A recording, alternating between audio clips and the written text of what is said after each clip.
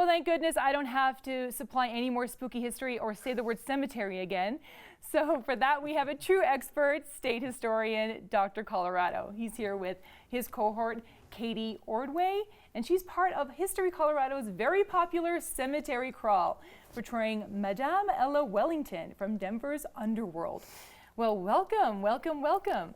So, Dr. Colorado, I'll start with you. How long have you been doing these tombstone tours? And how did you rope your best performing students into playing some of these characters? Been doing this since way back in the last century, Karen. And once in a while you spot a really bright, able, beautiful student. And Katie did a wonderful MA thesis on the history of rodeo. Oh, really? She is talented in many ways. Brains and beauty, I love it. Well, Katie, you've gone from being a star grad student, as Dr. Colorado said, to teaching. You teach history yourself at Red Rocks Community College. So why did you decide to do these cemetery crawls, and what do you think of them? They're fun. I love the performance aspect of it. It's just great to get out there and not just, well, X happened, then Y happened, then B happened. I can be like, well, this is my story as whoever I am in this year. I'm Ella Wellington, who was one of the more infamous deaths on the row.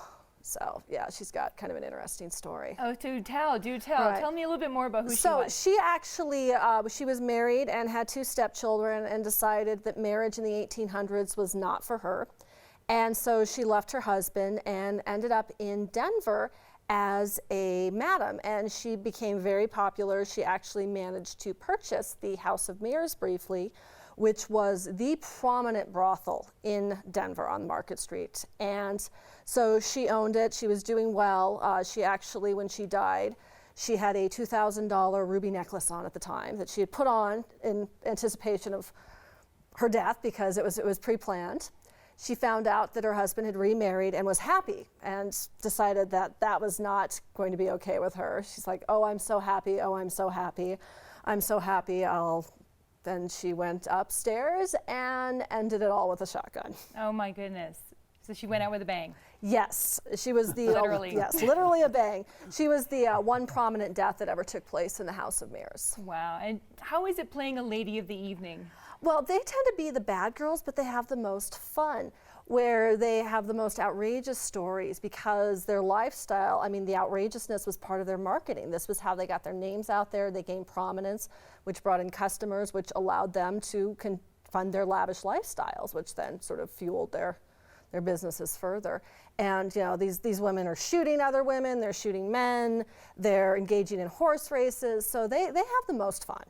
And tell us about Maddie's Silk Bordello. Is it now part of the Lodo Historic District? Yes, so it was actually built by another madam named Jenny Rogers, and there's a story about how she had blackmailed somebody for the money.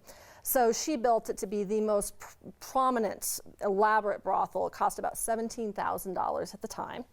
And she ran it for years very well. They made money off of the liquor sales. I mean, it was almost obscene, the markup on the alcohol in these places, like 300% obscene.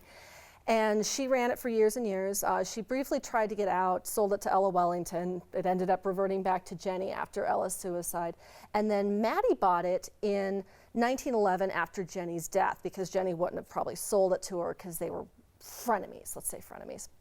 And so Maddie bought it, tiled her name on the front stoop as a, this is mine, just in time for prostitution to be formally outlawed in 1915. So not her best business decision.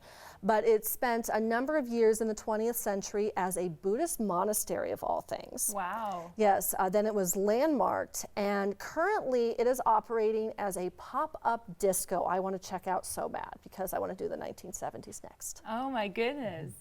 So Dr. Colorado, I want to get this in. You, besides the cemetery tour, you're a busy guy. You're also doing a book signing at Tattered Cover, East Colfax and Elizabeth Street this Thursday, October 17th at 7 p.m. That's right. Right, and you're all invited. We're all invited. Okay. We don't have to dress up in character or anything. No. All right, excellent. So I just wanted to get that in. Thank you, Katie. Thank you, Dr. Coe.